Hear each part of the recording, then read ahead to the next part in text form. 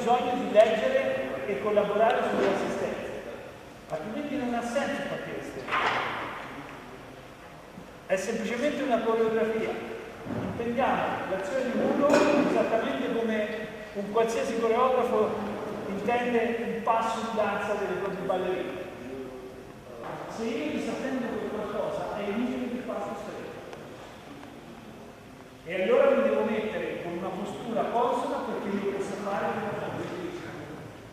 Se il palleggiatore è lì che non tempo non gioca ai pronti, corrisponde al pronti dei gatti, come se fosse una gara di sentimento.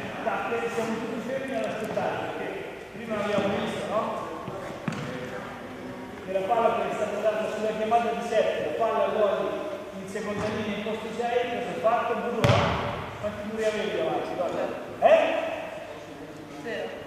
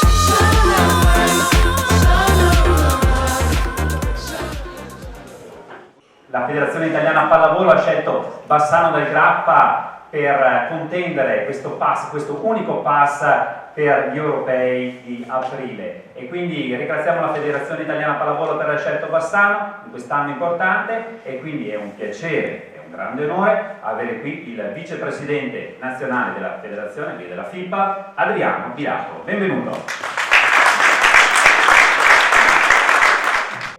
Sono certo che questo connubio di forze tra federazione e istituzione ci porterà sempre, come ci ha sempre portato, degli ottimi risultati per tutti noi.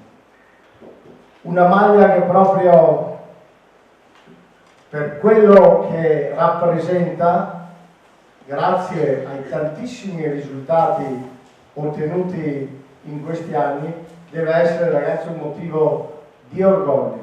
Grazie veramente a tutti e ancora un grandissimo in bocca al lupo.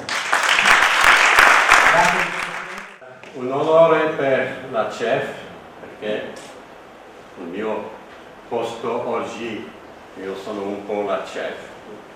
È un grande onore di poter partecipare all'inizio di quest'anno grande per lo sport a Bassano. Voglio ringraziare la CEF, la FIPAF per questi sforzi, e sempre ogni anno cambierà il nome della città, non sarà più Bassano del Grappa, ma Bassano dello Sport.